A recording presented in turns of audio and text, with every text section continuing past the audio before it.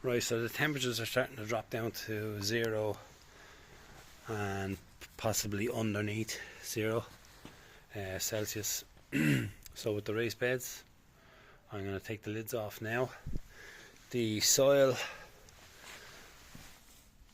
is dry, so it hasn't been getting any rain or anything on it for a couple of months, and I've put down a bed of bark chips on these beds. It's just easier to fill it up with these beds, and I've chopped down the cannas and the colocasia pink china.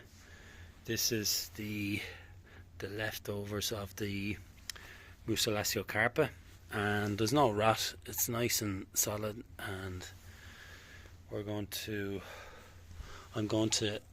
just wrap it up in the fleece and then put this cover back over on it.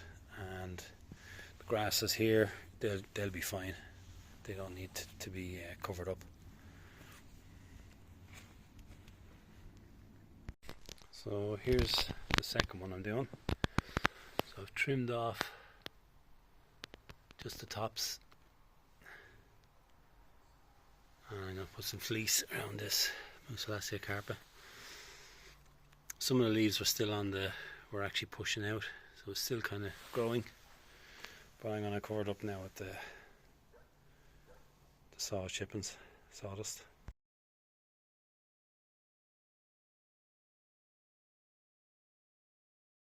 So this is the last bed to do.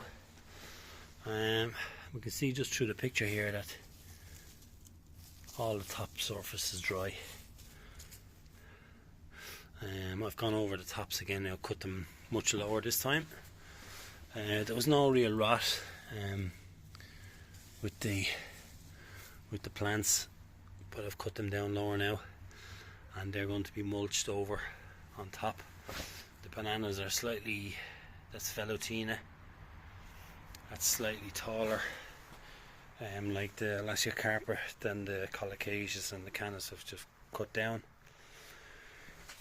So they shouldn't rot anyway, because they're going to be covered over, and they're covered over for the last couple of months. So even if I dig a couple of inches down below, you can feel the moisture. You can see it's a bit darker, but they're not soaking wet. So the rhizomes and the roots of the different plants should be, they're not sitting in dampness, so they shouldn't rot. And these beds have had a lot of builder's gravel blended through it, a lot of stone for drainage, and there's a lot of big holes down around the beds at the lowest points to take any excess water out during the season. So I'll get these covered up. Right, so I'm after running out of the saw chippings, so I have a couple of plants still to do and to build around the base of this plant. So I have bags of farmer manure compost, which I've used before on the colocasia successfully, and the cannas, so this will work.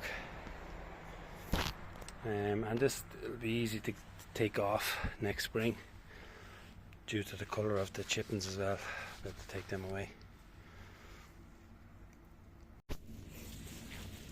So these are the Canna Stuttgarts that I'm covering over. This is the last one I have to cover over. Nice and green, healthy. So I've left longer kind of stems on them, about 6-7 inches. So they're not too short. If they start to rot back, that there's several inches for it to rot back too before it might get damaged. So I'm going to put the compost on it first, and then all the leaves from the plants and the bamboo and stuff, I'm just going to heap over into piles on top of them.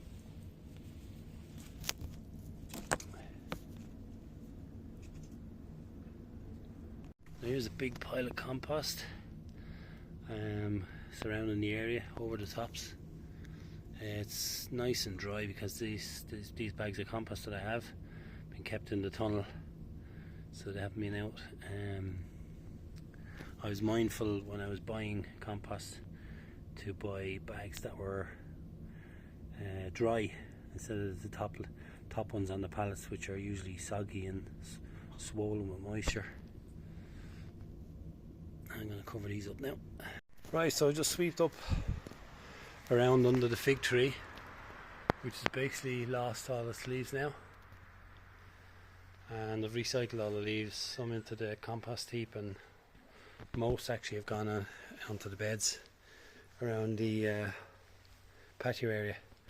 So I'm going to throw these leaves in over the Stuttgart cannas, and there'll be a massive amount of mulch over them to create a barrier, hopefully to prevent any more if there is damage or rotting from frost, ice or snow, rain.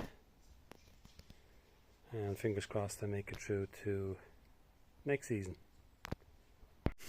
So we're going to see there's a sizable heap there over Canna Stuttgart's there, and I'm going to put all the leaves under here now for the other Canna Stuttgarts.